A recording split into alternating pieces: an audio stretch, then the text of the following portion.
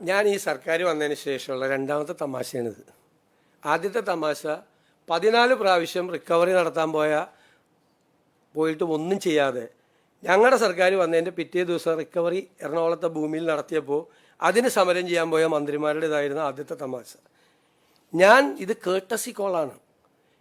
എനിക്ക് മുൻപുണ്ടായിരുന്ന ശ്രീ പിണറായി വിജയൻ ഉൾപ്പെടെയുള്ള മുഴുവൻ മുഖ്യമന്ത്രിമാരും അവരുടെ സ്ഥാനമേറ്റ് കഴിഞ്ഞാൽ അവിടെ ആരാണ് പ്രധാനമന്ത്രിയെങ്കിലും പ്രധാനപ്പെട്ട മന്ത്രിമാരെ പോയി കാണുന്നത് കേട്ടസി കോളാണ്.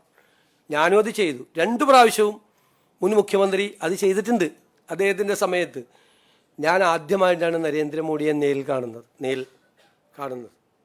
ഞാൻ ഉടനെ തന്നെ പറഞ്ഞു, പിണറായി വിജയൻ്റെ വീടൊന്ന് റെയ്ഡ് ചെയ്യണം നാളെ ED കൊണ്ട്.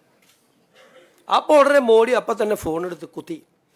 എന്നിട്ട് പറഞ്ഞു, നാളെ രാവിലെ സതീശൻ വന്നിട്ട് ആദ്യമായിട്ടൊരു കാര്യം പറഞ്ഞാണ്, നാളെ രാവിലെ കംപ്ലീറ്റ് സ്ഥലത്ത് റെയ്ഡ് ചെയ്യണം. അപ്പോൾ ഞാൻ പറഞ്ഞു, ഒരു സ്ഥലത്ത് പോരാ, 12 സ്ഥലത്ത് ചെയ്യണം. ആ സതീശൻ പറഞ്ഞേക്കണത് 12 സ്ഥലത്ത് റെയ്ഡ് ചെയ്യാനാണ് പറഞ്ഞേക്കണത്.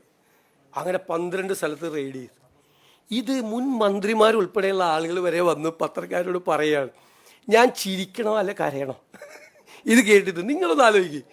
നരേന്ദ്രമോദി ആദ്യമായിട്ട് കണ്ട് മുഖ്യമന്ത്രിയായിട്ട് കാണാൻ പോയപ്പോൾ ഇവിടുത്തെ പ്രതിപക്ഷ നേതാവായിരിക്കുന്ന അദ്ദേഹത്തിൻ്റെ വീട് റെയ്ഡ് ചെയ്യണമെന്ന് ഞാൻ പിണറായി വിജയൻ ഇതൊന്നും പറയില്ല കേട്ടോ.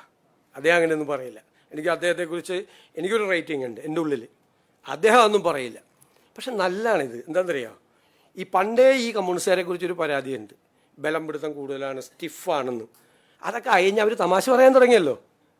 അതിലെനിക്കൊരു സന്തോഷമുണ്ട്. തമാശ പറയാൻ തുടങ്ങിയല്ലോ. എന്താണ് നടക്കുന്നത് കേരളത്തിൽ? നരേന്ദ്രമോദിയെ കണ്ടു